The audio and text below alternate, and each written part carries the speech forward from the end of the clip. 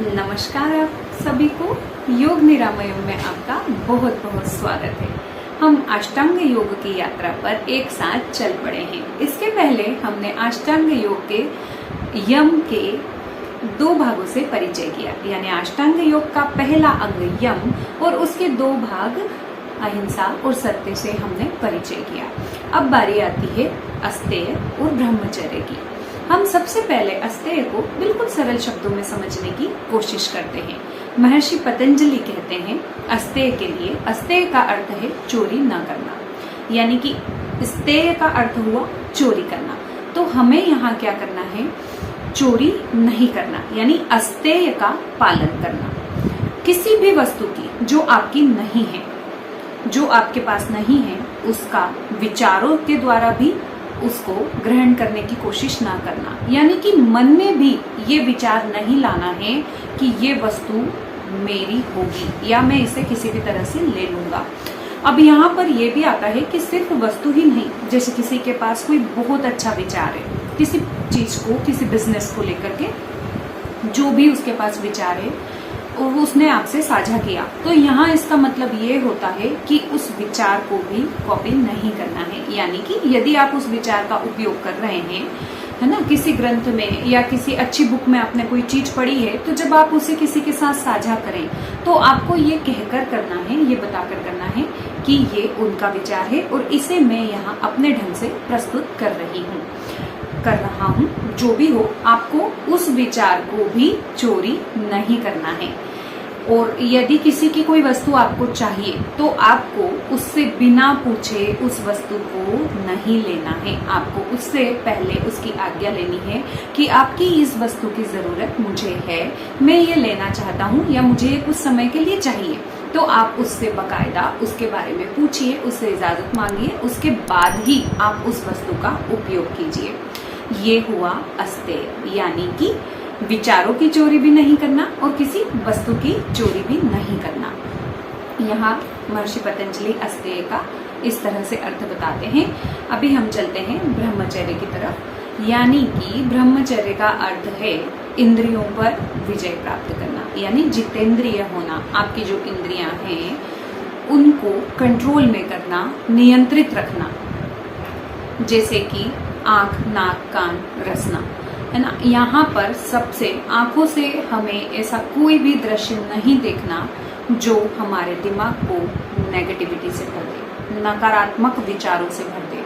आजकल हम देख ही रहे हैं मोबाइल पर कि कितनी गलत चीजें आती हैं। तो हमें इस चीज का पालन करना है कि जो हमारे लिए उपयोगी है, हमारे काम से संबंधित है, हमारे लिए जरूरी है, वही चीज हम देखेंगे। यानी कि इतना तो हम समझते हैं कि क्या हमारे लिए अच्छा है और क्या हमारे लिए बुरा है। तो नकारात्मक चीजों को, जो आपके आसपास एक नेगेटिव ऑरा क्रिएट कर दे, उन चीजों को हमें नहीं देखना है। ऐसी कोई भी चीज, मतलब यहाँ रसना पर भी कंट्रोल करना है। यहाँ जीभ की बात हो रही है, यानी कि अपनी जीवान पर कंट्रोल करना। ऐसा कोई भी पदार्थ नहीं खाना, स्पेशली तामसिक फूड को तो, यानी तामसिक भोजन को तो आपको अवॉइड करना ही है। वो हमें नहीं लेना, क्योंकि हमारे पूरी बॉडी में, मन में नकारात्मकता लाने में सबसे बड़ा हाथ होता है हमारे भोजन का, हमारी आदतों का, और उसमें भी सबसे पहले होता है भोजन। क्योंकि हम जैसा भोजन करते हैं वैसा ही हमारा मन तैयार होता है। तो हमें कोशिश करनी है कि हम तामसिक भोजन से, तामसिक फूड से बिल्कुल अपने आप को दूर रखें, ताकि हमारे शरीर में, हमारे मन में, हमारे आसपास भी नेगेटिव ऑरा, नकारात्मकता ना आ सके। इस तरह से हमें अपनी इंद्रियों पर कंट्रोल करना है, इंद्रियों को जीतना है, जितेंद्रिय बनना है। भगवान ने हमें ये शरीर दिया जो पंच तत्वों से बना हुआ है, और हमें पंच तत्वों को बैलेंस रखने के लिए इन सब नियमों का पालन करना ही पड़ता है। जब हम इन नियमों का पालन करेंगे, जो हमारे ग्रंथों में लिखे हुए हैं, जो हमारे ऋषि मुनियों ने हमें दिए हैं, तो ये आप मानिए कि हमारा जीवन बहुत अच्छा हो सकता है।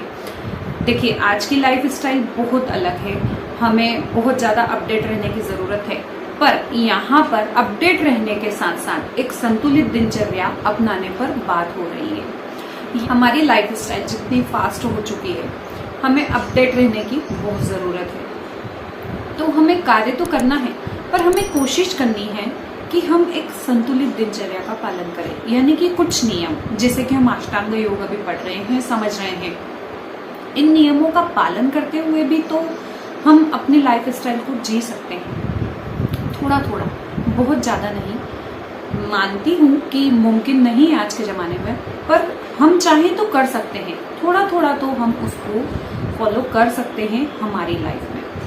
आप कभी भी किसी एकांत और शांत जगह पर जाकर बैठिएगा और थोड़ी सी देर अपनी सांसों पर ध्यान लगाइएगा, थोड़ी सी देर ध्यान को केंद्रित कीजिएगा और फिर शांति से ये सोचिएगा कि काम, क्रोध, मोह, लोभ, अहंकार, क्या ये सब हम लेकर इस धरती पर आए थे? नहीं। थोड़ी ही देर में आपको एहसास हो जाएगा उस शांत जगह पर, जब आप अपनी सांसों को पर ध्यान केंद्रित करेंगे, सांसों पर नियंत्रण स्थापित करके अपने मन को शांत चित्त करके, स्थिर चित्त करके जब आप सोचेंगे कि क्या ये विकार हम लेकर आए थे? बिल्कुल नहीं। आपको एहसास हो जाएगा कि नहीं, ये तो हमने खुद ने आमंत्रित किए हैं, ये हमने ही बुलाए हैं और हम हर बार इनसे हार जाते हैं। ये हम पर विजय प्राप्त करते हैं। काम, क्रोध, मोह, लोभ, अहंकार, ये हमें पूरी तरह से हरा देते हैं और हम इनसे हर बार आगे रहकर हारते हैं। हमें खुशी महसूस होती है इनसे हारने में, हर बार यही होता है। तो हमें इनसे जीतना है, हमें कोशिश करनी है, क्योंकि हमें ये प्रभु ने नहीं दिए। हम जब इस धरती पर आए थे तो शुद्ध और पवित्र आत्मा के रूप में आए थे।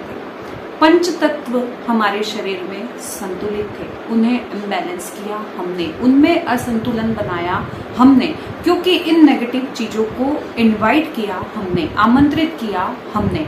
तो ये हमारा फर्ज बनता है, कर्तव्य बनता है ऊपर वाले के प्रति, क्योंकि उन्होंने हमें ये इतना अच्छा शरीर दिया, तो उनके प्रति भी हमारा कर्तव्य बनता है कि हम थोड़ी सी तो कोशिश कर ही सकते हैं, थोड़ा सा तो प्रयास कर ही सकते हैं इन चीजों पर कंट्रोल करने की, इनको नियंत्रित करने की। तो इसके लिए बस यही थोड़े से छोटे छोटे से नियम कि हमें थोड़ा सा ध्यान, मेडिटेशन करना है, सांसों पर नियंत्रण बनाकर रखना है, सांसों को महसूस कीजिए। ऊपर वाले ने जो हमें ये नेमत दी है, हमें ये जो सौगात दी है सांसों की, जिसके भरोसे हम चलते फिरते हैं, तो हमारा थोड़ा सा तो फर्ज बनता है कि हम सुबह शाम में थोड़ा सा समय निकालें कि इन सांसों को महसूस करें। हम हर चीज के पीछे भाग रहे हैं अपनी लाइफ में, तो थोड़ी सी देर हम अपनी सांसों को भी दे सकते हैं। तो हमें एकांत में बैठना है, सांसों को महसूस करना है और थोड़ी सी देर कोशिश करना है, ये सोचना है कि हाँ, मैं इन सभी शत्रुओं पर, काम, क्रोध, मोह, लोभ, अहंकार पर विजय प्राप्त करूंगा। इम्पॉसिबल नहीं है, पॉसिबल है। यदि हम चाहें तो थोड़ी थोड़ी कोशिश कर सकते हैं हम इन पर विजय प्राप्त करने की। फिर वही बात घूम फिर कर आती है कि जो हमारी लाइफ स्टाइल है उसमें थोड़ा सा मुश्किल है, पर थोड़ा थोड़ा तो कर ही सकते हैं। हमें एक एक स्टेप आगे बढ़ाना ही होगा कि हम इन पर विजय प्राप्त करें। तो यहीं से शुरुआत होती है अष्टांग योग के नियमों का पालन करने की। ये सब भी ब्रह्मचर्य के अंतर्गत आता है। अपनी इंद्रियों को तो जीतना ही है, उसके साथ साथ इन शत्रुओं को भी जीतना है। ये सब भी ब्रह्मचर्य के अंतर्गत आता है। तो हमें परमात्मा ने जो शुद्ध, सात्विक और पवित्र शरीर दिया था, उसका एक हिस्सा तो हम कोशिश कर ही सकते हैं कि दिन भर में एक बार अपने आप के लिए समय निकालें और हमें सिर्फ सोचना है कि मैं इन चीजों से अब दूर रहूंगा, मैं पूरी कोशिश करूंगा कि मैं इन सब चीजों पर विजय प्राप्त करूं। बस आपको रोज कुछ भी नहीं करना है, बैठना है, थोड़ी देर सांसों को महसूस करना है।